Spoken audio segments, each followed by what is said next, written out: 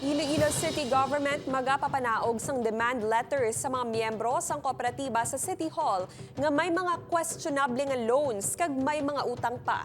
Ini ang gitutukan ni John Sala. Ginahulat na lang sa karon ni Iloilo City Mayor Jerry Treñas ang mga ginapreparar nga demand letters ang ad hoc committee nga nag-iimbestigar sa Iloilo City Government Multipurpose Cooperative. Inimay kaangtanan sa mga natukiban nga anomalya sa kooperatiba.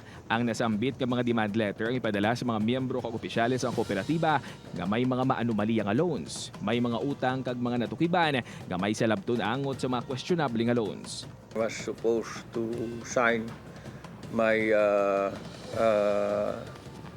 signature in the space sa noted bala para sa demand letters. I'm waiting for that. Manumduman naging paimbestigaran sa alkalde sa ad hoc committee ang kooperatiba upod ang private external auditor sa angot sa mga nasambit nga anomalya. Dugang pa ni Mayor Treñas, luyag sini nga kasuhan gid ang mga kinahanglan nga manabat kag mga nakitaan sa kapaltahan. Ang next step is really to file cases.